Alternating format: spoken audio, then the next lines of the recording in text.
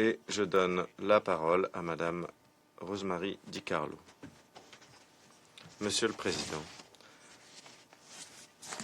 cette année marque le début du nouveau plan de développement militaire quinquennal de la RPDC pour 2026-2030. Le 9e congrès du parti de la RPDC, qui s'est tenu du 19 au 25 février, a affirmé qu'au titre de ce plan, la RPDC introduirait de nouveaux arsenaux secrets et des moyens stratégiques spéciaux, y compris des complexes de missiles balistiques intercontinentaux, des complexes de missiles balistiques intercontinentaux pour des lancements terrestres ou sous-marins. Au cours de l'année 2025 et au début 2026, la RPDC a continué de mener des lancements de missiles balistiques, avec notamment des missiles balistiques à courte portée, des lance-roquettes multiples, des missiles de croisière stratégique à longue portée et des missiles anti-navires.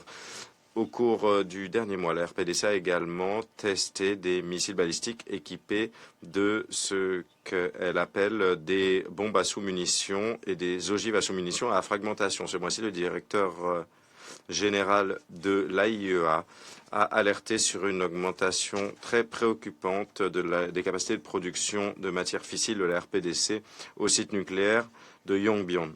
Cette évolution a été assortie de déclarations de la part du dirigeant de la RPDC réaffirmant l'engagement du pays à faire avancer davantage les capacités de missiles balistiques et nucléaires de la RPDC avec une modernisation qualitative et une diversification des vecteurs. Monsieur le Président,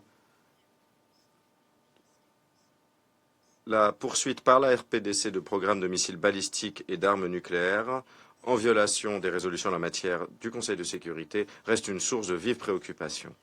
Ces activités minent le régime mondial de désarmement nucléaire et de non-prolifération, y compris le traité sur la non-prolifération des armes nucléaires.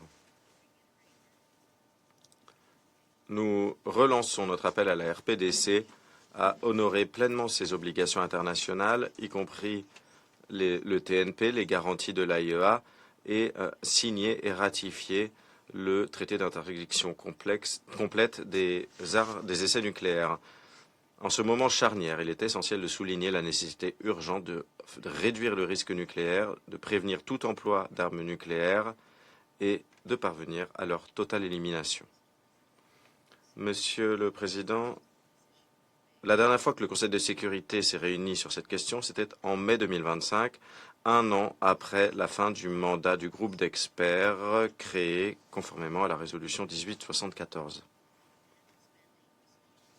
Certes, le mandat du groupe d'experts n'a pas été renouvelé au-delà du 30 avril 2024, mais le comité créé en vertu de la résolution 1718 continue de surveiller les mesures de sanctions qui restent en place. Comme le secrétaire général l'a dit, tous les pays doivent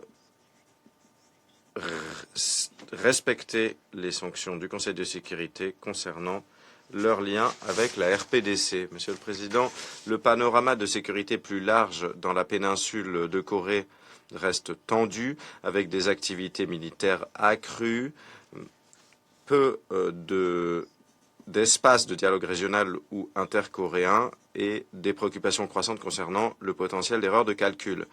La seule manière de réduire les tensions de manière durable et de répondre à ces préoccupations, c'est de parvenir à une paix durable et une dénucléarisation complète et vérifiable de la péninsule de Corée. Le dialogue et la diplomatie sont indispensables pour atteindre cet objectif. Et nous saluons tous les efforts consentis dans cette direction. Je vous remercie. Je remercie Madame DiCarlo de son exposé. Je donne maintenant la parole